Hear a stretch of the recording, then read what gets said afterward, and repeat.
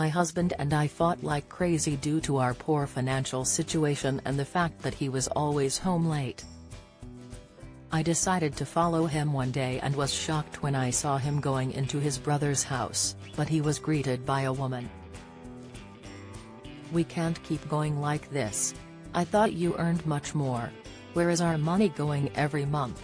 I accused my husband, Wyatt, who looked exasperated.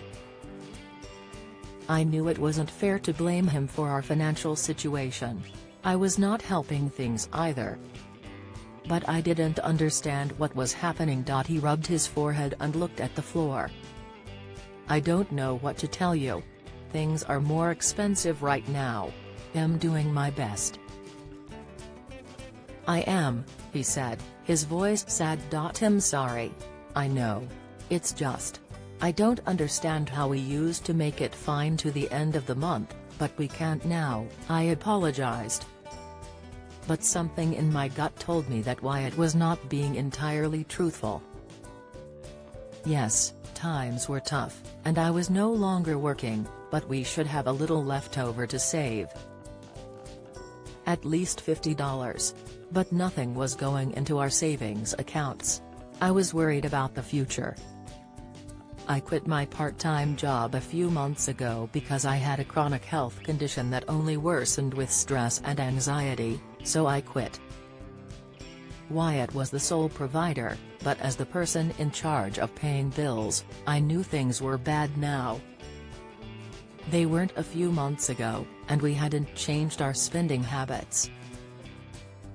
Wyatt must be hiding some kind of expense. Or he was hiding something worse. Wyatt and I already had several fights. One, in particular, happened because of his brother, Dawson, and his wife, Faye. You didn't want them as family. They were greedy and stingy, as they proved some time ago when we were about to be homeless. When Wyatt and I married, we were late on rent several times due to different circumstances, including my medical bills. They refused to house us for one single day. "That's not my problem," Faye told me when I begged her because we had no other options. Luckily, one friend lent us enough money to rent a small room until we got back on our feet. We worked like crazy to pay that friend back and rent another apartment. Sometime later, we were at a family gathering, and I talked to Wyatt's aunt about how hard my health situation had gotten and how I might have to quit my job. Faye rolled her eyes at me but said nothing. I ignored her to keep the peace. Later that same night, the subject of kids came up, and I expressed how badly I wanted to start our family and how I dreamed of being a mother all my life. This time, Faye didn't stay quiet. "Because no one here is going to bail you out when you can't pay rent, even with a baby in your arms," she scoffed hatefully. "Also, who wants to deal with a mentally unstable mother?" The room stayed quiet, and I looked at Wyatt to defend myself. But he didn't. We left that gathering soon after. I fought with my husband a lot that night. In fact, we almost broke up. But in the end, we made up and tried to move on, avoiding Faye and Dawson as much as possible. However, something was going on now, and I wasn't sure what it was. But it might be something I would never be able to forgive. I was driving behind my husband's car one night. Yes, I got desperate and waited for him outside his work.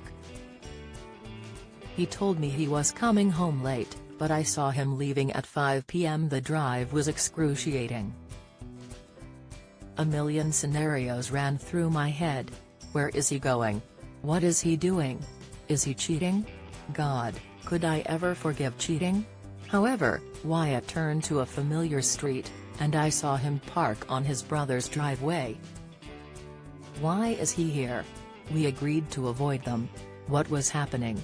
He got out, and the front door opened, revealing Faye, who smiled when my husband got close, then wrapped him in her arms. Of course, I thought the worst. Was he genuinely cheating on me with Faye? A woman who had no respect for me or any sympathy. Also, where was Dawson? Would Wyatt truly betray his brother? None of this made any sense. But I was not going to sit in my car and overthink myself to death. I parked, slammed the door, and stormed into that house, ready to blaze a trail of fire on those two cheaters. I would not forgive Wyatt this time. To my shock, I saw my husband holding a baby and another baby in Faye's arms.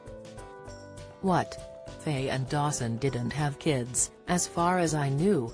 Well, we hadn't talked to them in some time, but this was surprising. What's happening here? Are you coming here every night? Those babies.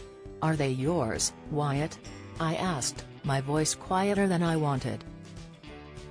I expected to be screaming, but the sight of those babies stopped. What? Jenna, what are you saying? Of course not. These are Faye and Dawson's babies, he answered, coming closer to me.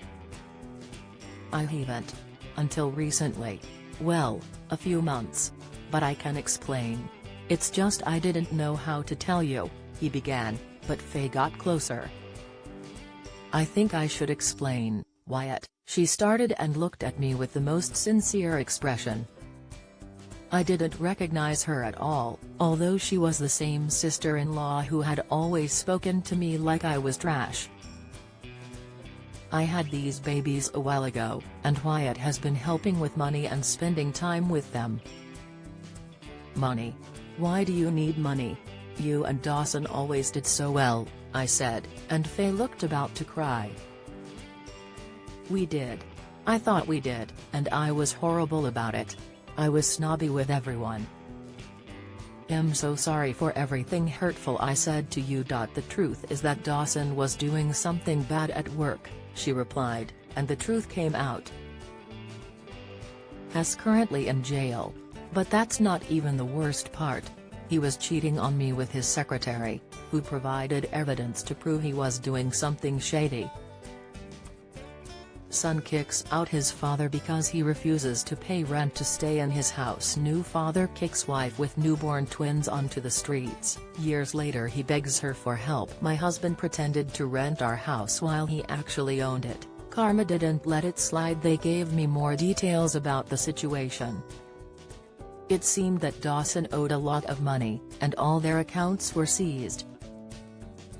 The only thing they couldn't take was Faye's house because it was still in her mother's name. But they were cut off, which all happened when she was 7 months pregnant with the twins.